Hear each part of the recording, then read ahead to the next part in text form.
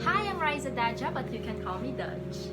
Okay, I've made a lot of videos that I haven't posted yet because puro siya incomplete and hindi ko siya ma-edit ng maayos kasi nga puro kulang and hindi mo makikita yung process ng paggawa ko ng mga DIY stuff na yon kasi putol-putol. Napuputol siya kasi itong phone ko, konti na lang yung storage niya. So, habang nag-film ako, bigla siyang humihinto. So I thought, why not make one whole video for them? Okay, so I'm gonna show you guys what I made from just one pants. I've been doing this for a while now. Nag-start akong magtahi-tahi since nung grade 7 ako kasi pag ito, may pants si mama nun. Madami siyang pants nun. And then, ginawa niya, pinutol niya. And then, may mga leg part na nasayang lang, tinapon niya. And then, sabi ko, sayang naman yung tela na yun. So, I started making coin purse, pencil case out of those things. And, nakagawa pa ako ng bags nun. Pero, syempre, hindi siya ganun katibay kasi nga, hands soon. And, bata pa ako talaga nun. Hindi pa ako marunong nun. So, parang practice lang yun. So, ngayon, hindi ko na siya alam kung nasaan. Siguro, iba sira na kasi hindi naman katibay yun. Anyway, so, I have here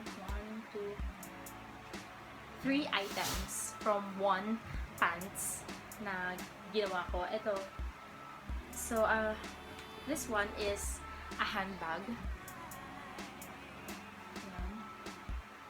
So, ito yung part ng, yung top part ng pants. So, ito yung harap. Bulsa yan, no? So, may kita mo ito pa yung zipper niya. Hindi ko siya tinanggal. And then, ito yung likod. The part. Ginupit ko lang yung gitna niya, yung crotch part, para matupi ko siya in such a way. Ganyan siya. And then ito, this is from a bag that I don't use anymore kasi sira na. So, nilagay ko lang siya dito and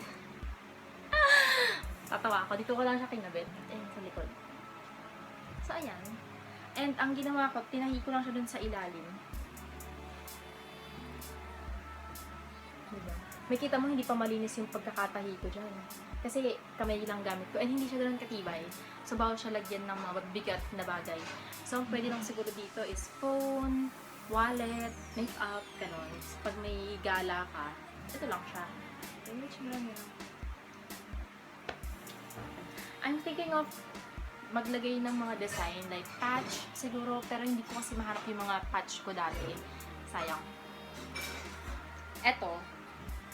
Incomplete pa to actually. Tinamad lang ako ituloy siya. Pero ito, hanging organizer. Yan. Nagagamit ko na siya ngayon.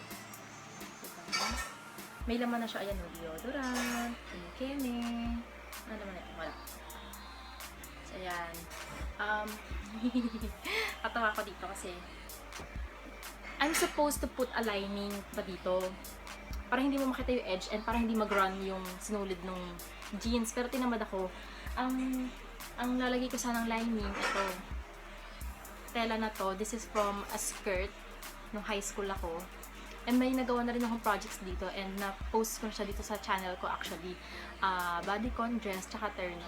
So if you guys wanna watch it, please go ahead. Yun. Tapos itong hang part niya, yung pangsabit niya, this is from an old bag. Yung ring. So tinali ko lang yung yarn dito. And tingnan nyo. Very resourceful. Teha, paintbrush. Yung dito ko. So, incomplete pa to. Tinamad lang ako gawin. Pero, ang plano ko dito is lagyan siya ng lining sa gilid para magkakaroon man siya ng ibang kulay. So, ito nga yung ilagay ko dun. Ilalagay ko.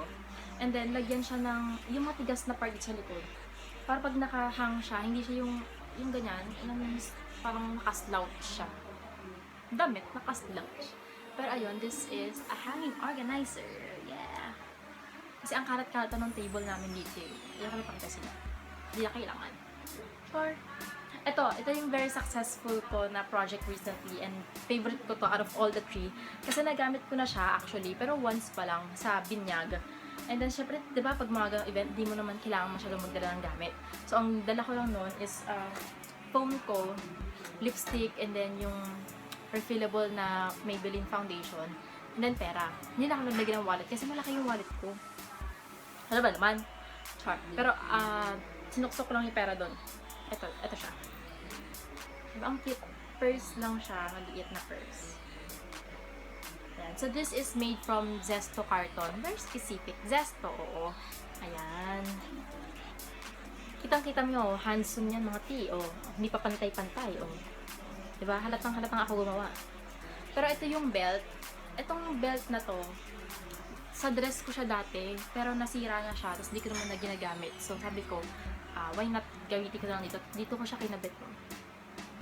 So, ayan. Tapos tinahi ko lang yun. At sige mo ako ng keychain na ganyan.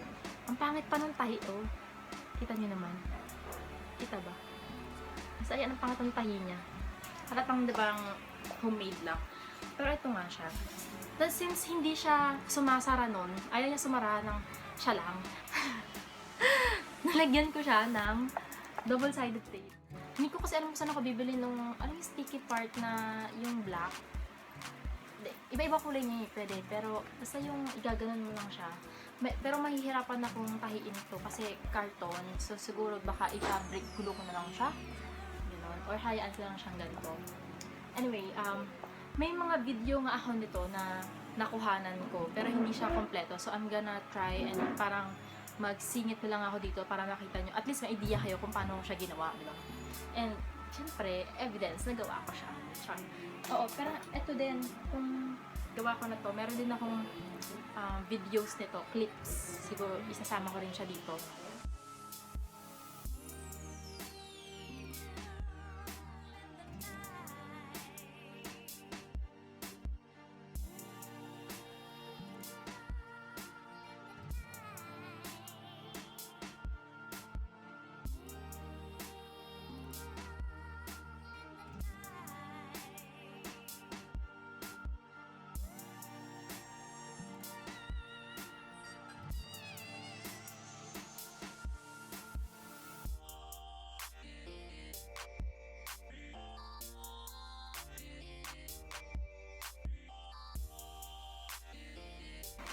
Ayan, ito actually, wala akong video nito kasi sinubukan ko lang siyang gawin at tinamad na akong mag-video kasi usually kapag gumagawa ko ng mga projects na ganito, ayoko mag-video kasi bukod sa napuputol nga siya, hindi naman ako nagsasalita sa videos. So, parang, ayun, tas sobrang nalilibang ako na magtahi-tahi ng kamay lang.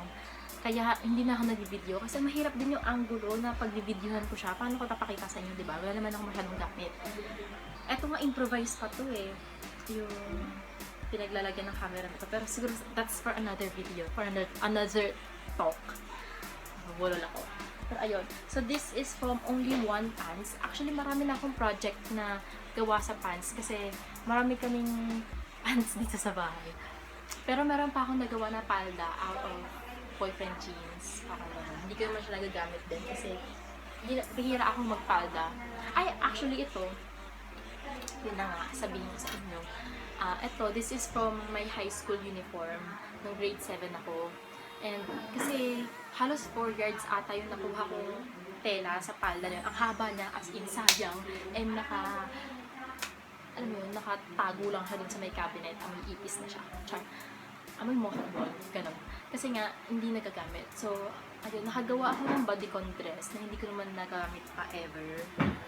So, ayun, wala lang. Aliw lang gumawa. Tapos yung terno, na hindi ko rin nagamit pa ever. So, naman ako kasi yung terno na yun, ay, nagamit ko yung top part. Kasi yung parang crop top siya na sleeveless. Nagamit ko siya kasi napapartner ko sa pants. Pero yung palda, hindi. Hindi naman kasi ako nagpapalda. And shorts. So, ayun. Pero, ayun na, pakita ko lang. Ito yung swing kit ko. Dream cake. Lalagyan ng dream cake. So, ayan. Sa nanay ko pa tong mga ay, kalabaw. Pero ito, may kita mo pa mga tapos pag may nakakita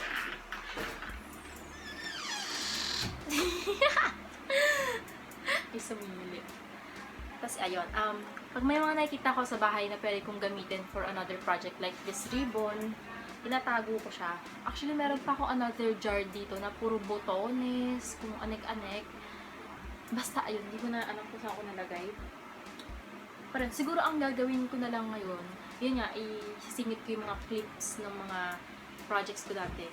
Pero ngayon, lalagyan ko ng, ay, eto pa, mayroon pa akong natirang tela ng pantalon. So, yun na siya, oh.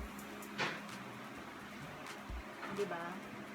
Ano, kung may zipper lang ako, pwede akong gawa ng coin purse dito eh. Pero, anyway, wala. So, isip ako naman pwedeng paggamitan yan. Pero ayaw ko itapon, sayang eh. Tapos eto, lalagyan ko na lang siguro ng lining. May ganun dito pala. Diba? Medyo kapala yung hanap kita. Pero ayan, lalagyan ko ng lining ko. Tatahian ko. So, that's what I'm gonna do. Tingnan ko kung mabibideo ko. Kung hindi, baka finish pa lang. Pakita ko sa inyo, natamad ako mag-video. But anyway, that's it. Thank you for watching. And if you have any project na nagawa nyo, anything na DIY, you may share them down below in the comment section para, wala lang, share lang tayo mga ginagawa natin dito, diba?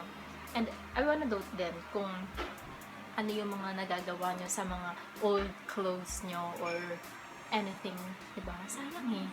Mag-recycle tayo guys, ha? Anyway, that's all. Bye!